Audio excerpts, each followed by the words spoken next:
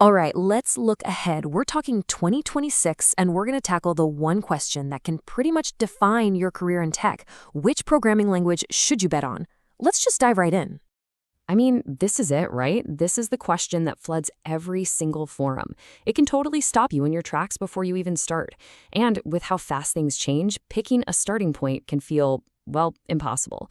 But it really doesn't have to be. You got to think of this decision less like a lifelong marriage and more like building your launchpad. See, the right first language builds your confidence, it points you toward the jobs of the future, and it teaches you that core logic that honestly applies everywhere else. Okay, so let's start stocking up your toolkit. We're going to walk through the languages that give you the best mix of everything: high demand, future proofing, and just being efficient to learn for the road ahead. First up, you knew it was coming, the undisputed champion for beginners and pros, Python. Its syntax is just so clean and readable. You end up spending your time actually learning how to solve problems instead of just fighting with confusing grammar. It's just incredibly intuitive. And this, right here, this is why Python is so dominant. It's the engine running behind the biggest trends in tech. Seriously, if you're excited by AI or you want to make sense of huge amounts of data, or even if you just want to automate boring tasks, Python is your way in. And yeah, that demand, it pays. We're talking a massive return on your time investment. The average salary is sitting north of $124,000 a year. So mastering Python isn't just about cool projects, it's a super smart and very lucrative career move. Okay, let's switch gears and talk about the language that basically is the internet, JavaScript. It is nearly impossible to be a software developer today and not run into it.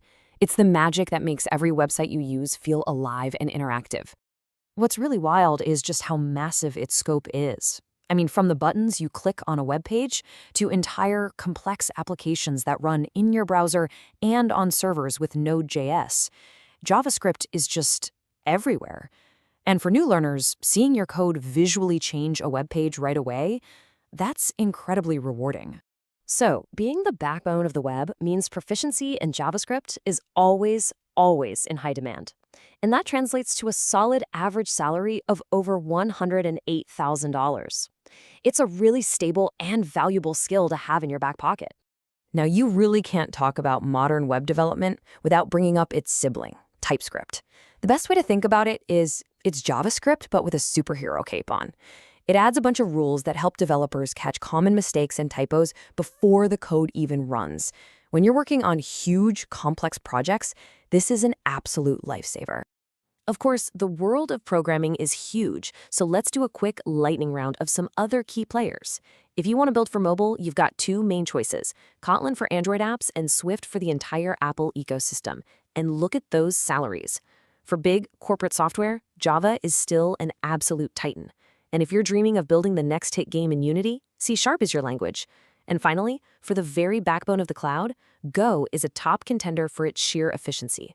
And we have to give a special shout out to Rust. This language has some serious momentum. It gives you all the raw power and speed of old school languages like C++, but it has these modern safety features built right in that prevent a ton of common critical bugs.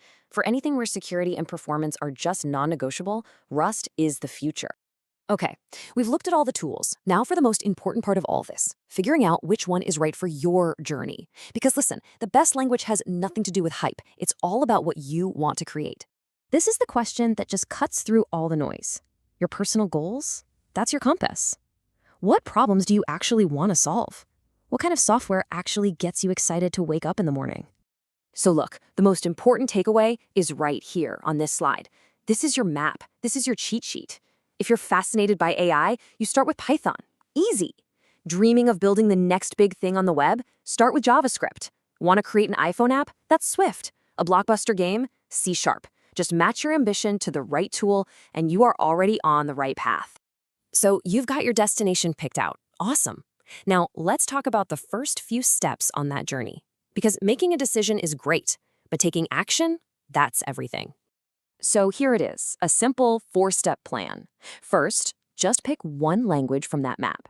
Don't try to learn 5 things at once, you'll burn out. Second, start building something, anything, immediately. Theory is good, but building is where you actually learn. Third, plug yourself into the community. And fourth, just keep building. Keep making things better. And the best part is, you don't have to do any of this alone. The programming world is incredibly helpful. Dive into the official documentation for whatever language you choose.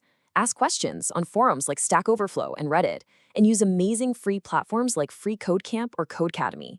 The community is there, and they want to help you. And at the end of the day, just remember this. The language you pick, it's just a tool. The real permanent skill you're learning is problem solving. It's how to take a big, complex idea, break it down into tiny logical steps, and then explain those steps to a computer. That skill, that's going to serve you for your entire career, no matter what language you use. So there you have it. You've got the map, you've got the action plan. The only question left is the most exciting one of all. What are you going to build first?